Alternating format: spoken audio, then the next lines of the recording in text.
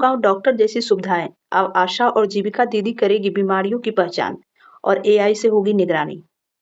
बिहार में स्वास्थ्य सेवाओं को जमीनी स्तर और मजबूत करने की दिशा में राज्य सरकार ने एक बड़ा और प्रभावी कदम उठाया है।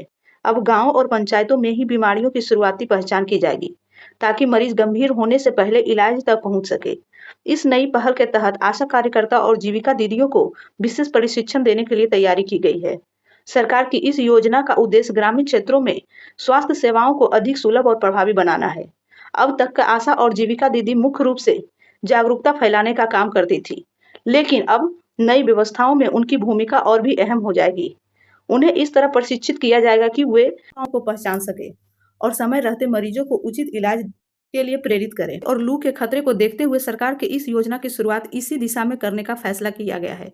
ग्रामीण इलाकों में अक्सर लोग लू और मौसमी बीमारियों के शुरुआती लक्षणों को नजरअंदाज कर देते हैं, जिससे स्थिति गंभीर हो जाती है। अब प्रशिक्षित आशा और जीविका दीदी घर घर जाकर ऐसे मरीजों की पहचान करेगी, उन्हें प्राथमिक उपचार के बारे में जानकारी देंगी, करने पर नजदीकी स्वास्थ्य केंद्र तक रेफर करेगी। इस योजना का खास बात यह है कि इससे आधुनिक तकनीकी का भी उपयोग किया जाएगा।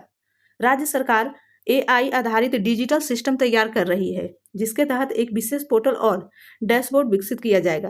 ये सिस्टम सीधे कमांड एंड कंट्रोल सेंटर से जुड़ा होगा। आशा और जीविका दीदियां रोजाना जो डाटा इकट्ठा करेगी उसे इस डिजिटल प्लेटफॉर्म पर अपलोड किया जाएगा। इसके बाद एआई तकनीकी के जरिए उस डेटा का विश्लेषण किया जाएगा, जिससे पता लगा सकते हैं कि किन क्षेत्रों में कौन सी बीमारी तेजी से फैल रही है। इससे स्वास्थ्य विभाग को समय रहते आवश्यक कदम उठाने में मदद होगी। प्रशिक्षण के दौरान कार्यकर्ताओं को हर मौसम में होने वाली सभी बीमारियों के बारे में विस्तार से जानकारी दी जाएगी, चाहे गर्मी हो, सर्दी हो या बारिश का मौसम में हो। हर स्थिति में फैलने वाली बीमारियों के लक्षण को पहचानने की क्षमता विकसित की जाएगी।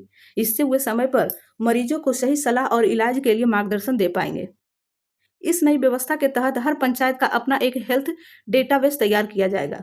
प्रतिदिन की रिपोर्टिंग के आधार पर यह डेटाबेस लगातार अपलोड होता रहेगा, जिससे स्वास्थ्य विभाग को यह समझने में आसानी होगी कि किन इलाकों में किस प्रकार की बीमारी ज्यादा फैल रही है और वहां अतिरिक्त दवाओं और डॉक्टरों का संसाधनों की जरूरत है।